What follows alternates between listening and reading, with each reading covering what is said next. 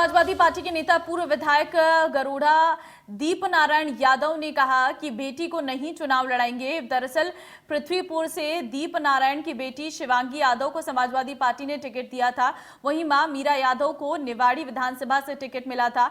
Party के इस निर्णय के बाद दीप नारायण यादव का बयान सामने आया है। उन्होंने बेटी को चुनाव लड़ाने से मना कर दिया है। दीप नारायण यादव ने कहा है कि पार्टी को ऑप्शन दिया था, पत्नी का टिकट फाइनल कर दिया था।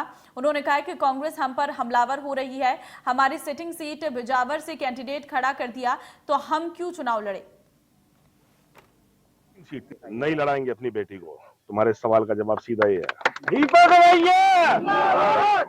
नहीं लड़ाएंगे।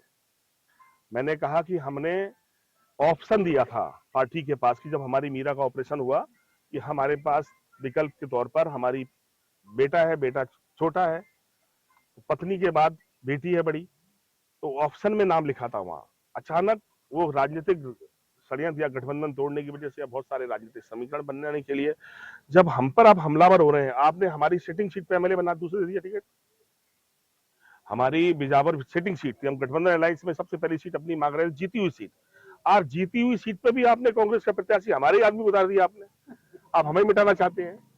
यहाँ बीजेपी छुड़ा ली हमारा प्रत्याशी। यहाँ भी देखो ना, समाजवादी पार्टी 44,000 वोट पाई। ये दोनों बड़े दल मिले हुए हैं आपस में, इनकी पूरी सेटिंग है। हमें हराने के लिए पहले की 3 बार से ज्यादा लड़ा रहे हैं आप। ये जानते हुए कि 10,000 पार नहीं करेंगे, पर रोशनी यादव लड़ाने की कोशिश चल रही है। क्यों? इन्हें बीजेपी जीत जाए पर समाजवादी पार्टी, कोई समाजवादी पार्टी जीतेगी तो बेईमानी तो नहीं करने देगी। विधानसभा तभी चलेगी जब गरीब का पैसा गरीब के ऊपर खर्च होगा, नहीं तो एक दिन नहीं चलने देंगे हम। ये जुनून समाजवादी पार्टी के लोग रखते हैं, इसलिए षड्यंत्र हो रहे हैं।